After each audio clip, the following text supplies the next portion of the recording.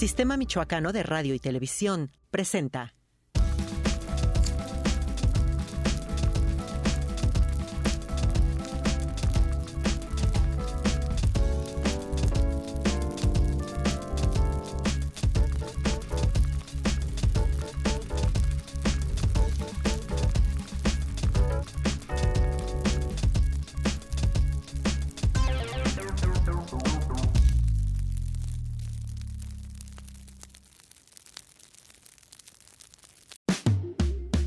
Dicen que tiene el don de la ubicuidad, es decir, que posee la capacidad de estar presente en todas partes al mismo tiempo. Hace filosofía y delimita cuestiones políticas de coyuntura que precisan el certero análisis.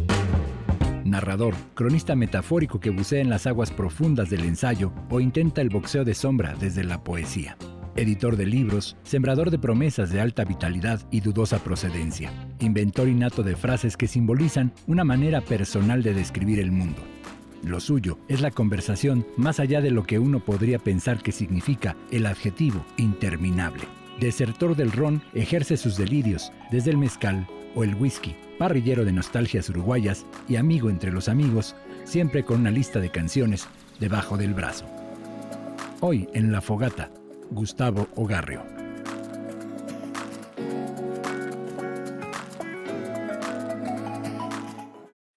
Llegué a Morelia el domingo 8 de febrero de 1998, por la noche.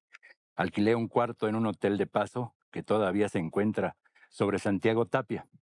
Esa primera noche funda una etapa en mi vida que avanza y que acaece entre el asombro ante la revelación de verdades elementales sobre los otros y sobre lo otro, y un sentimiento de exilio emocional que pasaba por mis fracasos inmediatos y que traía asoleadas a cualquiera de mis conclusiones sobre el futuro. Y ese futuro ya llegó, Gustavo Ogarrio. Palabras tuyas en Manifiesto de Viaje, una autobiografía que escribiste hace ¿cuántos años? Hace más de 20 años. Hace más de 20 años. Sí. Y ese futuro hoy, ¿cómo se vislumbra el futuro de Gustavo Ogarrio hoy? Mira, Toño, después de este texto. Acabas de abrir un boquete en el tiempo. Me acabas de sorprender porque lo que acabo de escuchar, me reconozco y no me reconozco. O sea, qué ingenuos somos ante el tiempo. En realidad somos de mucha ingenuidad cuando hablamos del futuro, del pasado, porque la condición del presente, de la vida que ocurre todos los días, y que decimos en el futuro voy a hacer esto, no nos damos cuenta en qué momento el tiempo se transforma, no nos transforma, ¿no? Y esto que me acabas de leer me acaba de sorprender porque es, como dices, ese futuro que yo imaginaba y que no imaginaba y que era inimaginable, es hoy. No lo sé. Este es un texto que se llama Morelia, la ciudad que vino de lejos. Y bueno, a propósito de este programa, La Fogata, con este escenario, esta ciudad que está atrás de nosotros. Y bueno, pues hoy hasta un poco el cielo lo pusimos aborregado y con la luna llena para que precisamente podamos ahondar un poco entre los pasados, los presentes y quizás los futuros, Gustavo.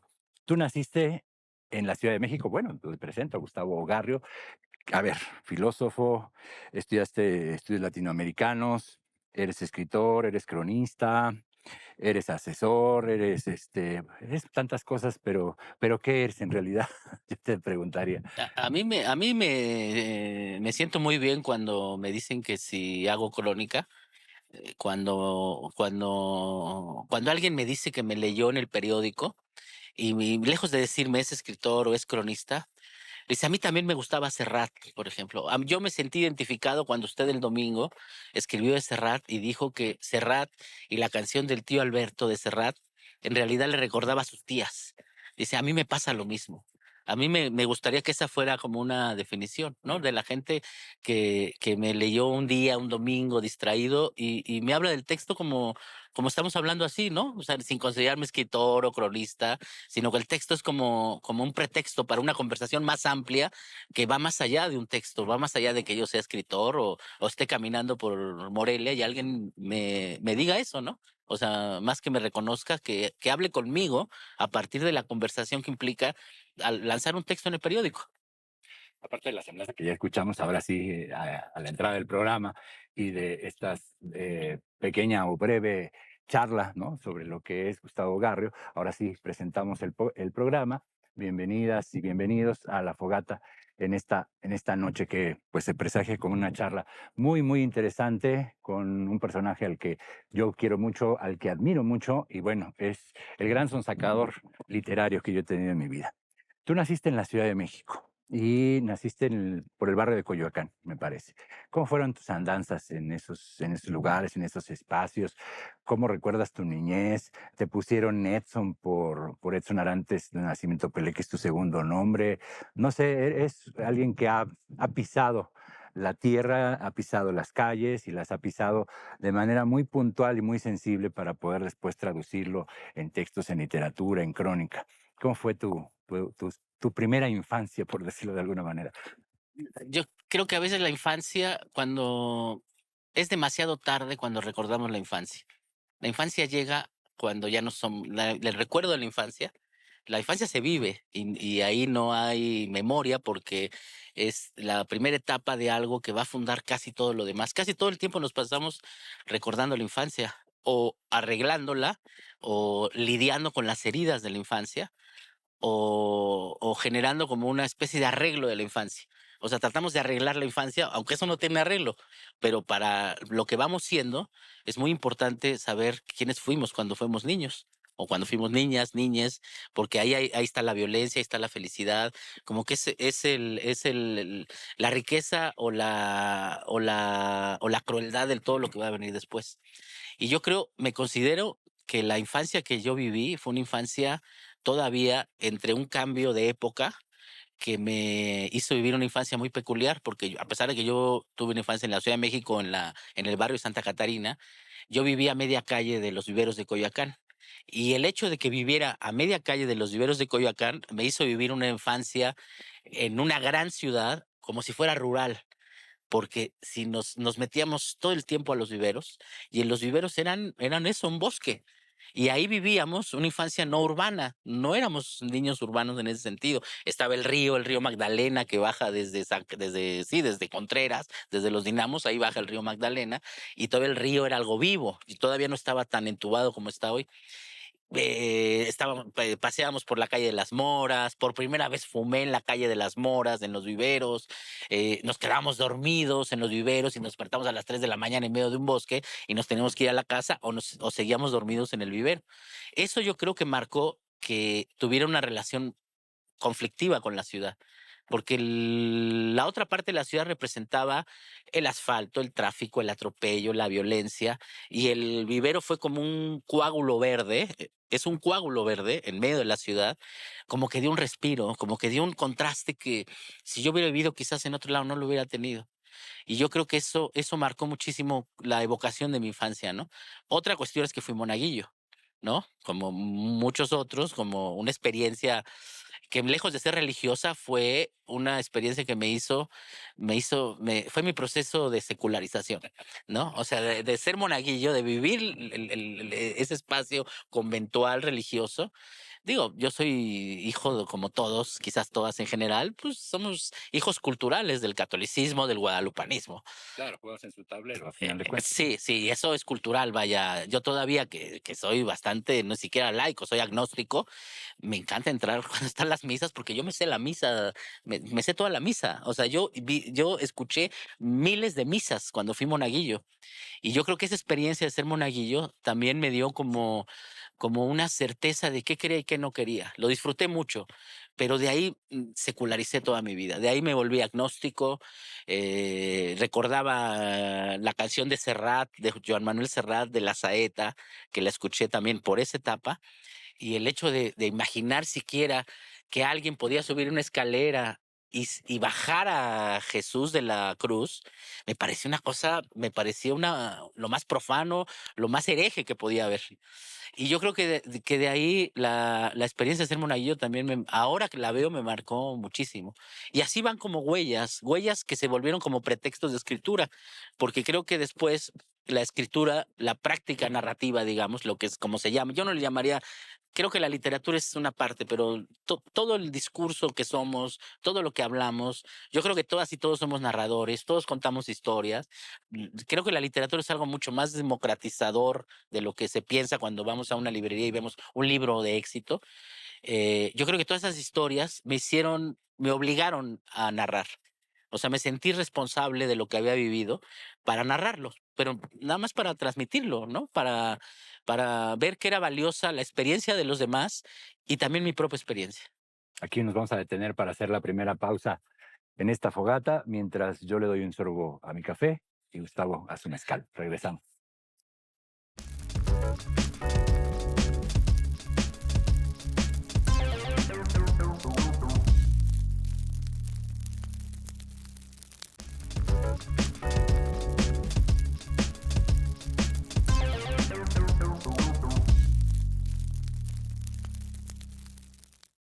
Regresamos a la fogata con Gustavo Ogarrio.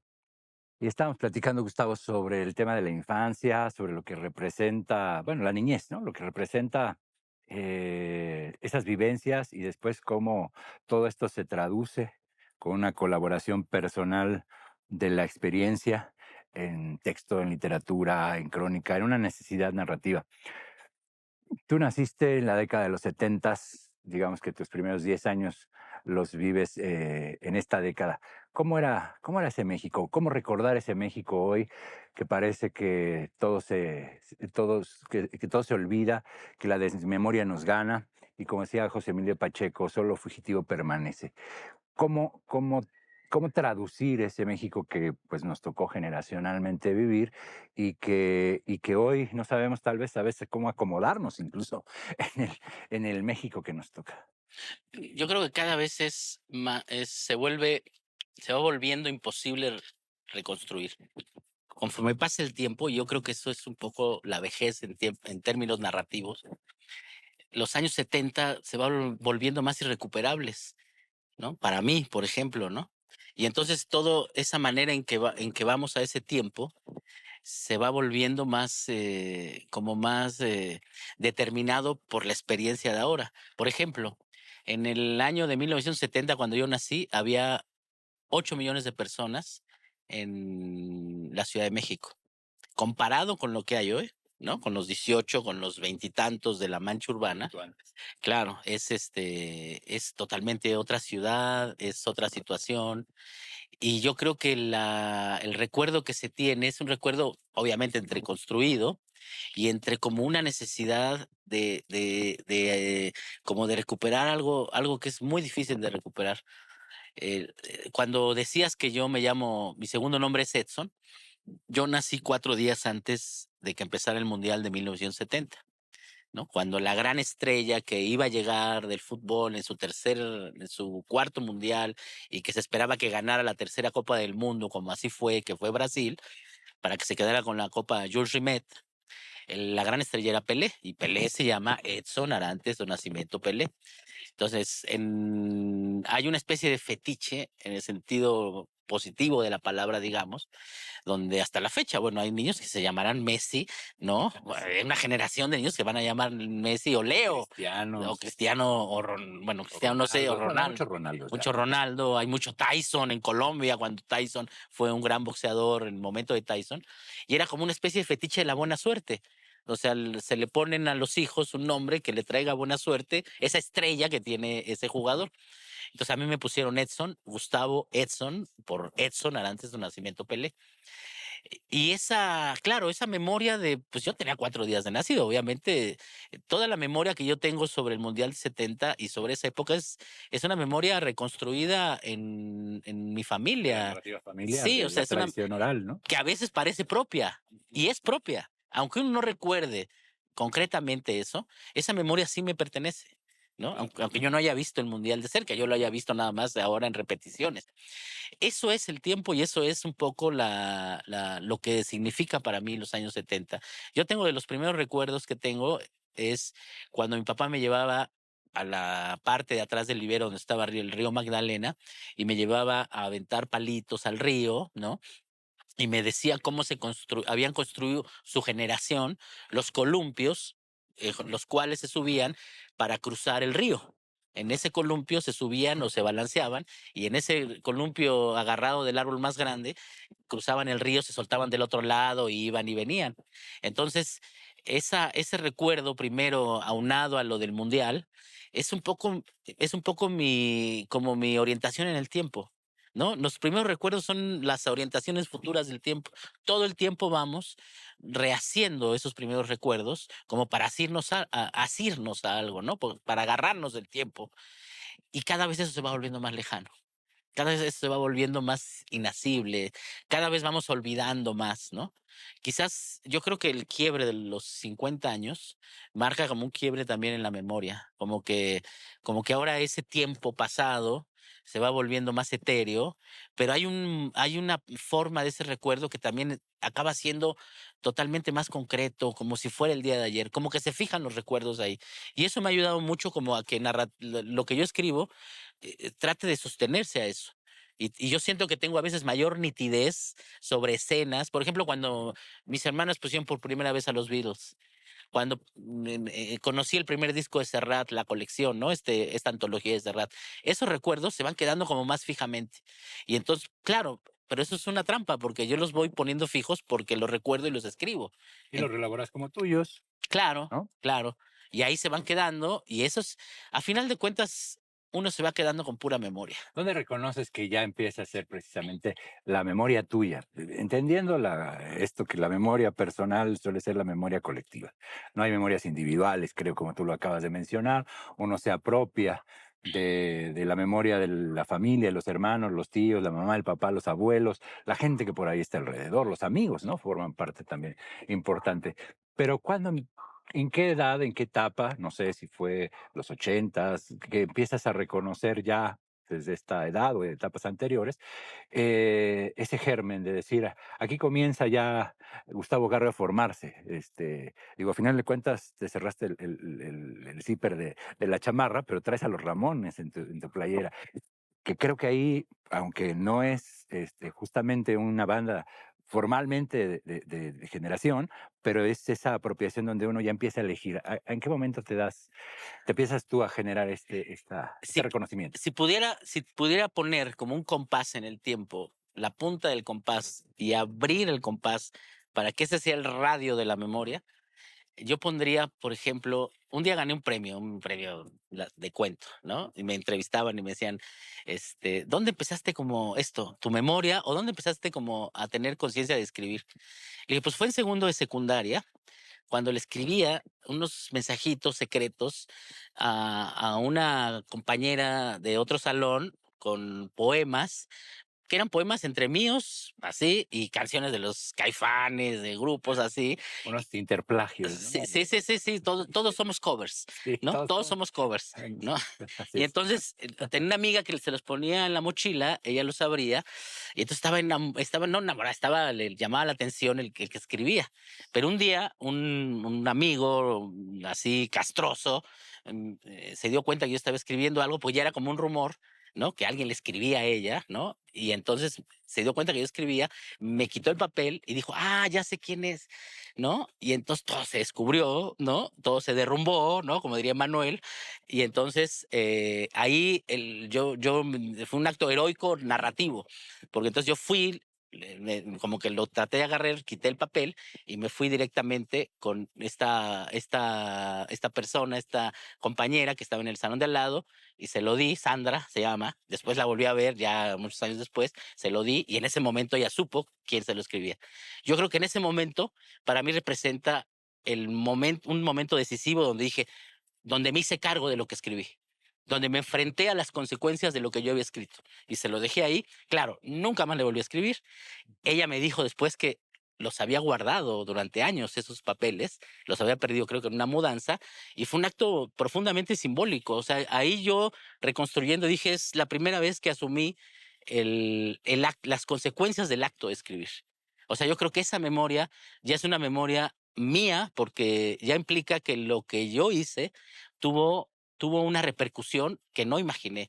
Y yo creo que vivir es eso y escribir, ¿no? Tener un acto donde uno puede hacerse cargo del propio deseo, del deseo de uno y de las consecuencias de ese deseo. Menos mal que no había Google entonces, porque si no, le hubiera pasado los poemas por el Google y te hubieran No, no.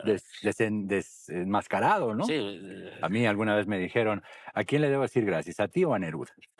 ¿No? Entonces, descubrieron en pleno plagio. Eh, y esto es la apropiación del mundo para escribirlo. Y esa otra apropiación del Gustavo Garre joven para vivir, ¿no? ¿A partir de qué sucesos puedes constituirlo y decir, estas situaciones me marcaron?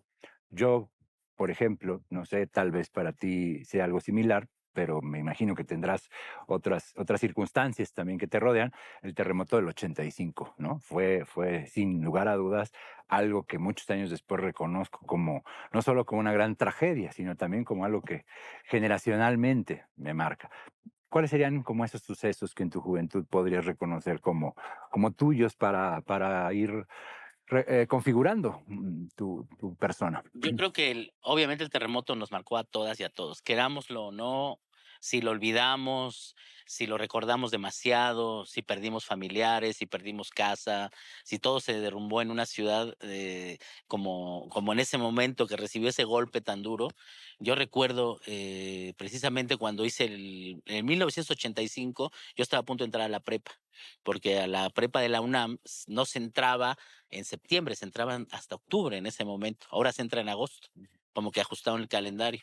Y me acuerdo que el terremoto me agarró en mi casa. Y después de que el terremoto de las 7:19 del 19 de septiembre me tocó ahí, me tocó salir con mi papá. Yo vivía en la Viga y Ermita, Iztapalapa. Salimos por la parte de Tasqueña y empezamos a ver todos esos edificios caídos, derrumbados. Después, como en unas brigadas, fuimos hacia el centro de la ciudad y era una ciudad bombardeada, con olor a gas. Lo que recuerdo es el olor a gas, de las fugas de todas las calles con el olor a gas. Entrar por 20 de noviembre hacia el Zócalo y primero ver a la altura de San Antonio Abad los edificios de las costureras derruidos, así como si las vigas fueran las tripas de los edificios, y seguir así por 20 de noviembre y ver la catedral y ver que todo alrededor estaba derruido. ¿No? Para mí, esa impresión no la voy a olvidar nunca. Tengo una crónica sobre esa y sobre una historia en particular de un personaje en el primer libro de crónicas que tengo de La mirada de los estropeados, que se llama La mirada de los estropeados.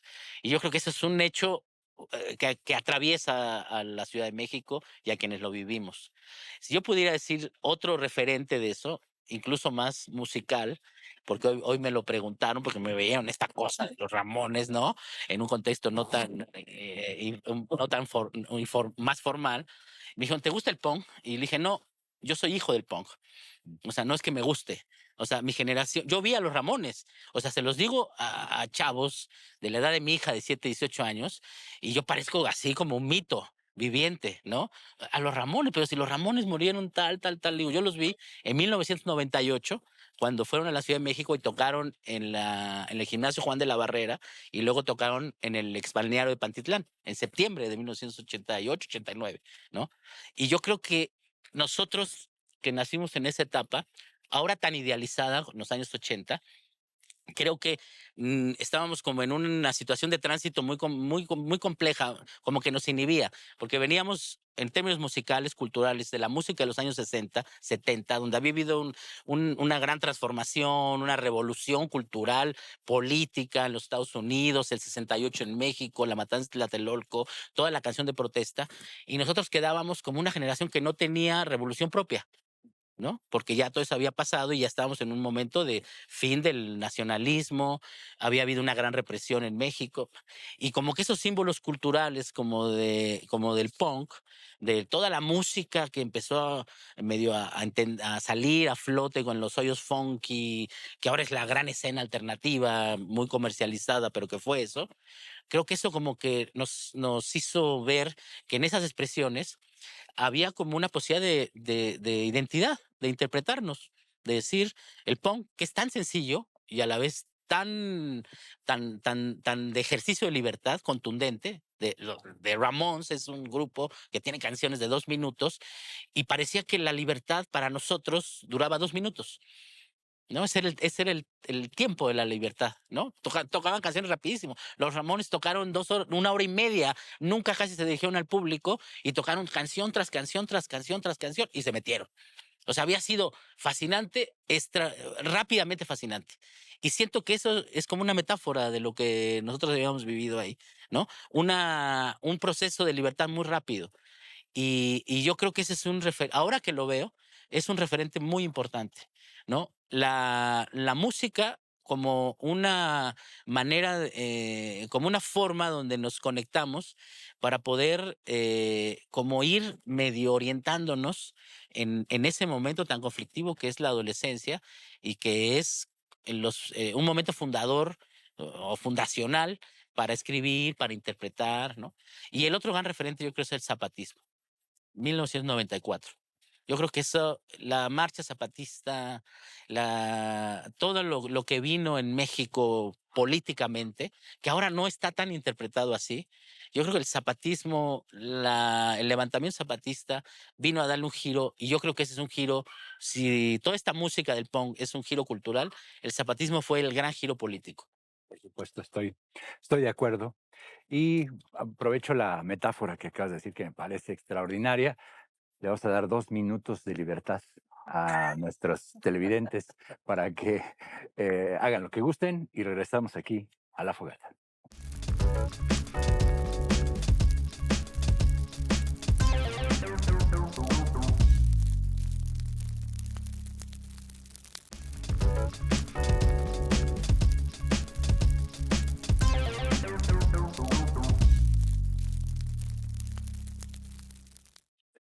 Regresamos a La Fogata. Qué importantes son los acontecimientos políticos, qué importante es la música, qué importante es, sobre todo, poner atención a lo que les ocurre alrededor, porque a final de cuentas creo que lo político, la música, las circunstancias sociales, todas aquellas cosas que nos rodean generacionalmente, pues ahí están, pero también es importante poner la mirada sobre esos acontecimientos. ¿Cómo, ¿Cómo es la mirada de un cronista? ¿Cómo es la mirada de Gustavo Garrio para poder después traducir todas esas vivencias, todo aquello que entiendo que puede llegar a dolerte de la realidad y que también puede llegar a emocionarte, porque es como dos vías, ¿no? Para después traducirlo, cómo se va gestando. Yo creo que todos somos narradores porque todos venimos de la tradición oral latinoamericana, pero no todos tenemos esta mirada aguda, ¿no? Como la que tú tienes para desarrollarla en los textos cuando hablamos sobre la realidad, ¿no? Yo creo que ahí tengo que hacer un acto de justicia porque hay que reconocer que esa posibilidad de mirar así, el detalle del cronista, poner el acento donde quizás no es tan común poner el acento, la adquirí en Morelia. O sea, creo que lo he dicho, pero creo que es necesario como irlo asimilando también de otra manera, que yo narrativamente me formé en Morelia. Cuando yo llegué a Morelia en el 97, yo 27 años tenía en ese momento. Creo que tenía una inquietud narrativa, venía de estudiar estudios latinoamericanos, América Latina, pero Morelia, el trabajo en el periodismo, aquí en La Voz de Michoacán, bueno, también siempre en La Jornada, como que la convivencia con periodistas muy importantes en Morelia, ¿no? Con Demetrio Olivo, El Lobo, con Víctor Rodríguez, ¿no?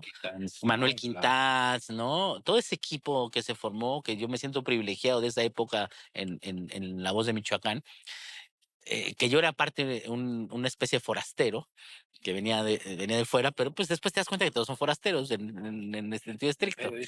Todos somos forasteros. Y yo aprendí muchísimo ahí, o sea, aprendí ahí leyéndolos, teniendo trabajo de redacción, trabajo de edición, aprendí como, traté de poner mucha atención en lo que ellos hacían, ¿no? en tratar de leer, y una cosa que me parece que ahora es como más generalizada, pero en ese momento no era tanto, es leernos entre nosotros, entre nosotras, o sea, leer al de al lado, ¿no? Porque parecía que antes había que leer a los que estaban en otro lado y eran más importantes y tenían éxito o estaban en las librerías. Y acá el asunto era leernos en el periódico, en las revistas, y ver que lo que estaba haciendo el de al lado, porque el de al lado te consultaba cómo estaba resolviendo un texto, porque había que resolver muy rápido en el periodismo de ese momento. Había que hacer 3 notas, una crónica, un reportaje con mucha velocidad. Y no éramos todavía reporteros multimedia como es ahora, éramos reporteros muy escritos, muy de escritura. Y yo creo que ese aprendizaje para mí fue oro molido. Aprendí tanto de cómo hacían el detalle para narrar, que viene mucho de la tradición periodística de la segunda mitad del siglo XX, o sea, del nuevo periodismo en Estados Unidos, ¿no? Tom Wolfe, Norman Mailer, ¿no? Sí, Gabriel García Márquez, Thompson. en En Latinoamérica. América Latina, García Márquez, Rodolfo Walsh, que hasta apenas hace muy poco se reconoce como esa tradición, de no ver solamente como la puesta en escena de un acto, de un acontecimiento, sino lo que hacían estos periodistas, ¿no? Ver la subjetividad de la escena, ¿no? Desde la primera persona, que son recursos literarios del cuento, de la novela. O sea, el cómo, ¿no? El cómo y el desde dónde, porque entonces se permitían hablar en primera persona en el yo, en la primera persona del singular, y era una experiencia que parecía subjetiva, pero esa experiencia de cronista a veces le daba más sentido a la lectura, a los lectores de periódicos, que una nota que quería ser sumamente objetiva. Y uno se daba cuenta que la objetividad no existe en sentido estricto. Es un mito, el mito de la objetividad. Lo que no quiere decir que no, que mientas sobre la realidad, que alteres los datos de la realidad, ¿no? Entonces yo creo que esa experiencia a mí me ayudó como a ir intentando cada vez más un estilo que sí fuera subjetivo, pero que también representara una experiencia colectiva. Pongo el ejemplo de la crónica que acabo de publicar hace poco en la jornada sobre Serrat, de las maneras en que se ha recibido esa crónica, porque personas de diferentes generaciones me dicen, es que yo también leí así, entendí así a Serrat. Y es una crónica muy personal. O sea, como yo pensaba que dije, chin, a lo mejor estoy narrando muy mi experiencia con Serrat, pero me di cuenta que esa experiencia tan personal, en el fondo era profundamente colectiva. O sea, habían escuchado a su manera, con esas pautas, a Serrat y les había significado eso para la generación que no somos de la edad de Serrat. Y eso me parece como una conexión que da la escritura, que sí es importante tomarla en cuenta y poner atención en eso. Sí, yo siempre he pensado que las historias personales, hablando del periodismo cultural, ¿no? Se relacionan mucho con las historias de todos, se terminan por ser colectivas, porque precisamente, ¿no? Nos van construyendo una especie como de camino contiguo con la otra persona. Alguna vez escribí sobre una escena en el cine donde mi mamá introducía café con leche y vasos y termo, ¿no? Y alguien del periódico igual me dijo, ¿a poco sí? ¿No? Y yo hubiera querido eso, ¿no? Yo viví eso en el cine Coyoacán. Mi mamá llevaba el termo con chocolate, llevaba la torta de jamón asomándose la lengua del jitomate, ¿no? Y eso lo vivimos todos, no la misma experiencia, algo parecido. Claro. Yo me hacía chiquito en el asiento porque me avergonzaba en su momento. Hoy me parecería un acto entrañable si pudiera suceder. ¿Por qué llegaste a vivir a Morelia? Yo ¿Qué vine a te trajo a esta ciudad que vino de lejos? Fue un azar que no busco explicar, como diría Cortázar. Al menos no ahorita. Ah, no ahorita, quizás algún día lo descubra, pero bueno, yo vine a dar clase de filosofía en la Escuela de Filosofía de la Universidad de Michoacán, porque me encontré, cuando yo estaba terminando mi tesis de licenciatura en la UNAM, en el pasillo, con mi asesor, con Horacio Cheruti, me encontré con el doctor Roberto Sánchez Benítez, que en ese tiempo era el director de la Escuela de Filosofía, no era facultad. Y hablando, nos fuimos a comer, yo era muy chico, estaba haciendo la tesis de licenciatura, y hablándole de mi tema, que era, yo iba a hacer una tesis sobre Luis Villoro, que después vino a Morelia y vivió sus últimos años en Morelia, este filósofo mexicano tan importante. Hablamos y me dijo, ¿por qué no te atreves a dar un curso en Morelia? Dije, sí, pero sin saber lo que me esperaba, sin saber que venían 30 años de que no iba a salir de acá, ¿no? Y entonces vine y claro, pues yo me enganché a la ciudad de una manera tremenda porque me representó hasta la fecha, es como un universo paralelo. Tú dices que eres el primer moreliano que nació en el Distrito Federal. Sí, no sé si alguien más lo haya dicho, pero yo lo dije primero en esta generación. Sí, Ya sí. vi que generaciones anteriores también lo No, dicen. bueno, Chabela Vargas lo decía de otra manera, ¿no? Es un homenaje a Chabela Vargas. Pero sí, o sea, hay una parte de Morelia que me ofreció ser de otra manera, que me ofreció reinventarme, renacer, olvidarme un poco de una ciudad.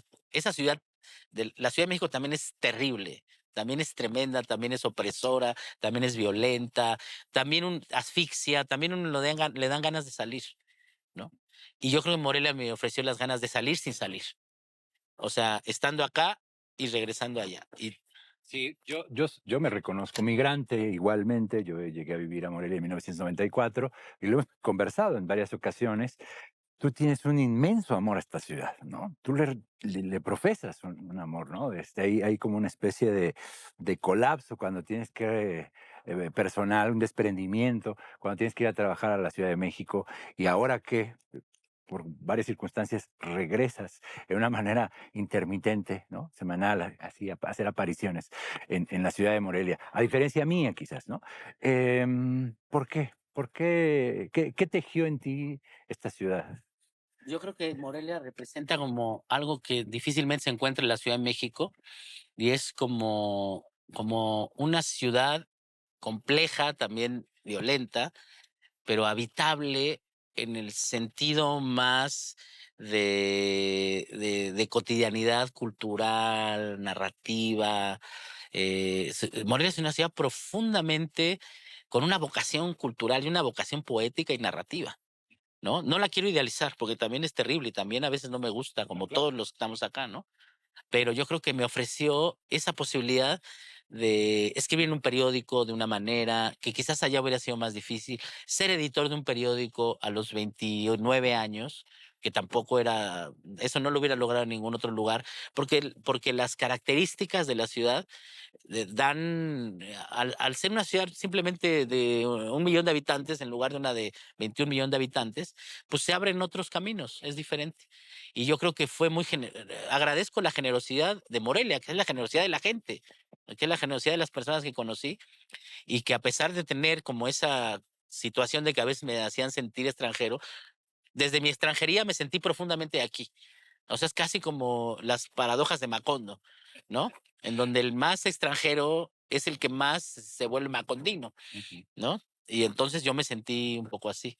Pero aún así reconoces, hay quienes aseguran que los que emigraron a la ciudad de Morelia en algún momento, hay quienes salieron por el terremoto del 85, hay quienes llegamos a vivir en esta ciudad por asuntos meramente laborales o escolares, para dar clases, etcétera, y aquí nos quedamos.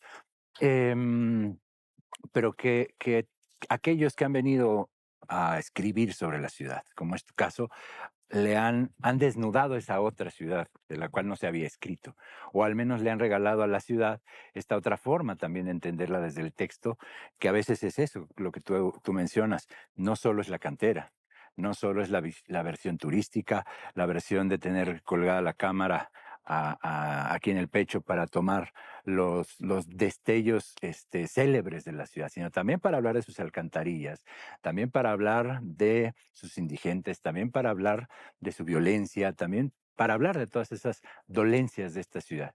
¿Estás de acuerdo con esta circunstancia de decir, hay en estas generaciones migrantes una lectura distinta sobre la ciudad? Sí, absolutamente. La ventaja que tiene el que llega, ¿no? A una ciudad, y eso pasa también de otra manera en la Ciudad de México. Pasa en todas las ciudades. El que llega de fuera siempre va a ver cosas diferentes al que está.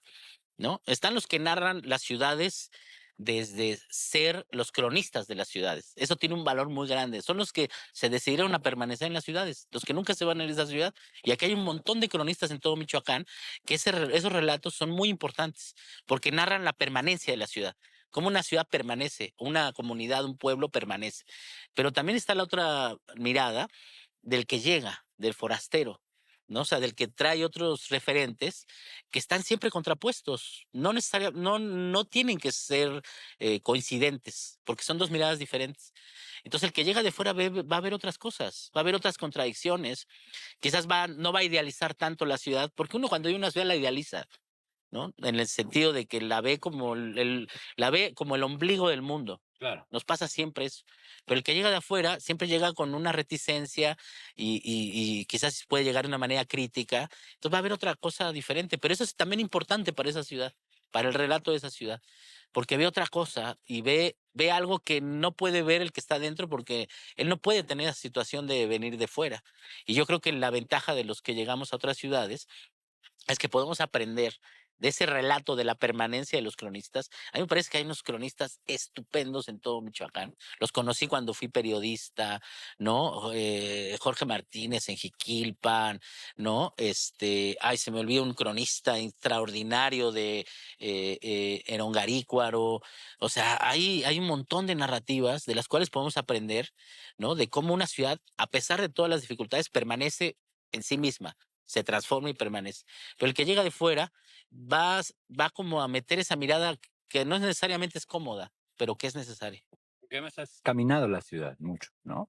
Es una ciudad que sí conoces a profundidad, pienso, ¿no? Yo tengo una imagen, y antes de ir a la pausa, tuya que creo que representa mucho este asunto de por qué uno se constituye, se construye, se ancla, ¿no? Echa raíces, tal vez se enamora o se desenamora también de una ciudad. Un Navidad, un Año Nuevo, frente a un teléfono, en una plaza desolada, ¿no? Y ahí estaba Gustavo Garrio solo y la ciudad, ¿no? Sí, sí. Bueno, lo que pasa es que yo creo que no hay otra manera de conocer una ciudad más que caminándola, más que metiéndose a los barrios cuando uno se puede meter, más que como tratando como una ciudad es puro territorio, o sea, es puro espacio, ¿no? Todo esto que vemos atrás es puro espacio. Y en la medida en que recorremos ese espacio, la ciudad se va adquiriendo nuevas definiciones, va adquiriendo nuevos personajes, nuevas situaciones, y no hay otra manera de conocer. No podemos conocer una ciudad de manera abstracta claro, también hay una ciudad narrada, que cada quien nos va narrando, nos va diciendo su propia experiencia. Yo soy del Abasco, de Quiroga, yo soy de la Félix Ireta, soy del Realito, y vamos construyendo una ciudad entre lo que recorremos nosotros de esa ciudad y entre lo que nos van contando. Y yo creo que Morelia, claro, yo he visto Morelia desde el 97, que ha tenido un crecimiento extraordinario, brutal, y yo creo que hay narrativas que ahora ya no alcanzo a ver, ¿no? Nuevas narrativas, pero creo que esa ciudad de ese millón y tanto de habitantes sigue siendo una ciudad para mí por descubrir, ¿no? Porque es dinámica, porque no hay ciudad que no sea dinámica. Vamos a hacer una pausa y regresamos con Gustavo Garrio aquí en La Fogata.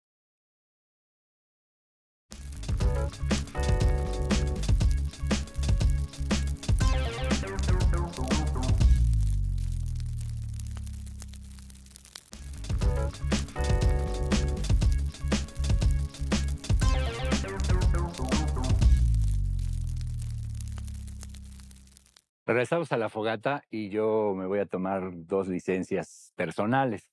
Una es que quisiera dedicar este programa a la memoria de mi mamá, Esperanza Rodríguez, que falleció en enero del 2022 y con quien tuvo una última charla larga, extensa, fue precisamente con Gustavo Garra. Y también porque me lo pidieron mis hijos, Olin y Azul, que les enviara un saludo, porque ellos te quieren mucho, ¿no? Eres el tío, el tío, digamos, no sanguíneo, ¿no? Reconocido por excelencia. Gustavo, ¿para qué sirve hoy la literatura? ¿Para qué seguimos escribiendo? ¿Para qué pensamos que necesitamos incentivar a la gente a que lea? Para esto que acabas como de decir, para tener una memoria sobre lo que se ha ido, para tener una memoria sobre el ausente, sobre los mundos que hemos perdido. Todos hemos perdido mundos, hemos perdido vidas, hemos perdido realidades, tenemos duelos, tenemos felicidades. Decía Borges que la felicidad solo puede ser un recuerdo, ¿no? Porque cuando estamos felices nos importa un carajo decir que estamos felices y ni nos acordamos que estamos felices. Entonces recordamos que fuimos felices cuando no somos felices. Y ahí es donde está la felicidad, la existencia plena de la felicidad. Es una añoranza, es una nostalgia. Medio cursi y boba a la vez de éramos felices y no lo sabíamos. Claro, esa es su versión pop ahora light, Sí, ¿no? ¿no? Claro, pues está bien, vaya, eso habla de eso. Y entonces yo creo que, por ejemplo, a mí me sigue conmoviendo profundamente la narración última y la conversación última que tuve con tu mamá. Yo me acuerdo que fui por ella a su casa en la frontera del Estado de México con la Ciudad de México y venimos platicando. Yo jamás pensé que iba a ser la última vez que hablara con ella. Y entonces, todo lo que me dijo que tú no sabes, porque todavía no lo sabes, yo sí lo sé, ¿no? En algún momento habrá esa. Que fuiste bibliotecario, ¿no? En una escuela y yo me quedaba así como, pero ¿por qué tantos años de conocer a Toño y no me ha platicado eso? ¿No? Porque nunca podemos platicar todo lo que somos. Y toda la forma en que me contó el pasado, la lucha, cuando murió tu papá, cuando se enfrentaron a circunstancias terribles, cuando te llevó al estadio, porque tú le ibas al Cruz Azul y ella le importaba un cacahuate el fútbol, terminó siendo aficionada al Cruz Azul, ¿no? Yo creo que esa narración de tu mamá es como para mí representa la misión de la literatura, de las prácticas narrativas. Yo no diría siquiera la literatura. Quizás a mí ya no me interesa tanto la literatura con mayúscula. Sí, sino lo que vamos construyendo cuando hablamos, cuando narramos. Todos tenemos esas historias. ¿Y por qué al darles una cohesión, al darles una unidad, todo lo que se narra ahí adquiere otro sentido?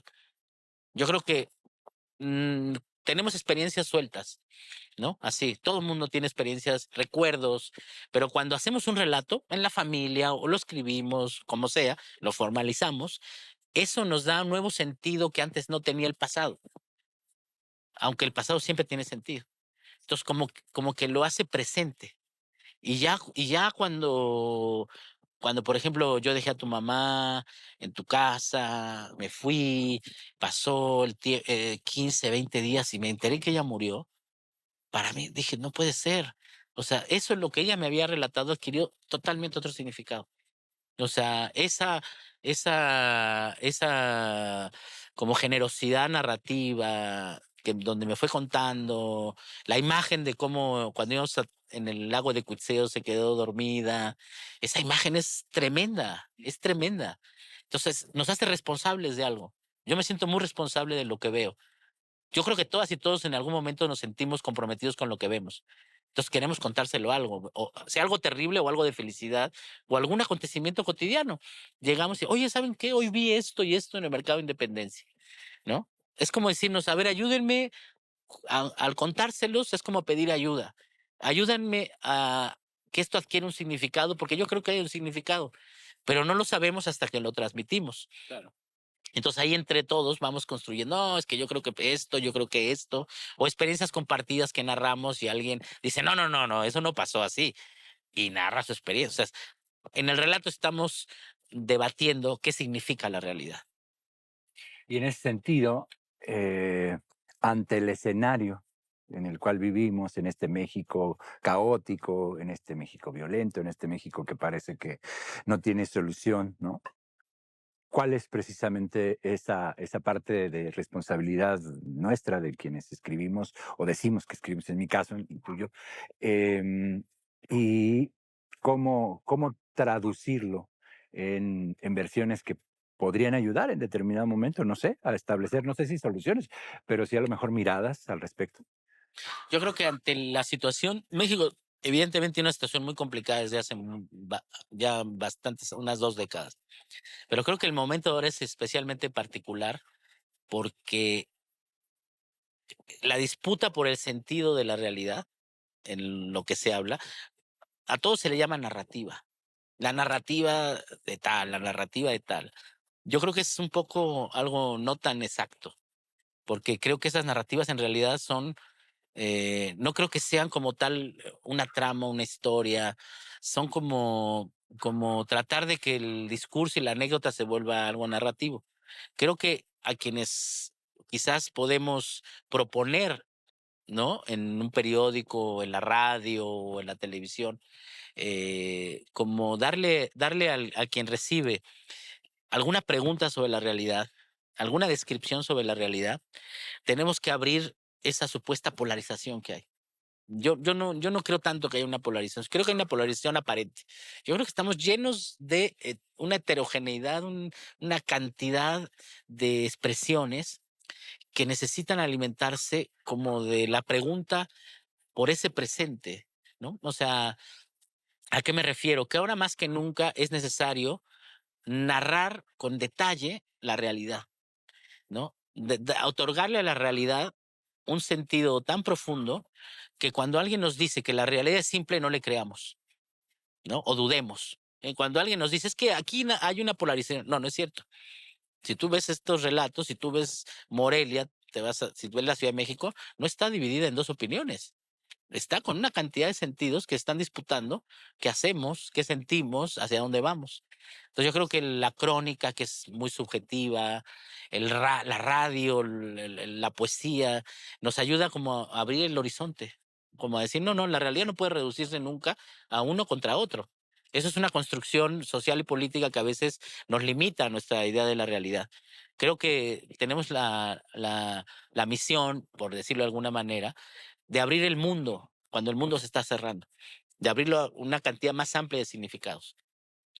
Pues ha sido una charla, me parece que muy interesante, Gustavo. Te agradezco que hayas aceptado la invitación a esta fogata en esta noche.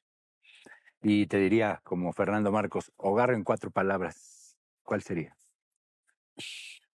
En 3 palabras, nunca seremos poetas. Ningún país es tu país. Ningún país es mi país, solo Morelia. Solo Morelia. Muchas gracias a quienes miraron este programa, a quienes pusieron el oído y los ojos para compartir esta fogata con nuestro invitado del día de hoy. Mi nombre es Antonio Monter. Nos escuchamos y nos vemos en la próxima. Gracias, Gustavo. Gracias.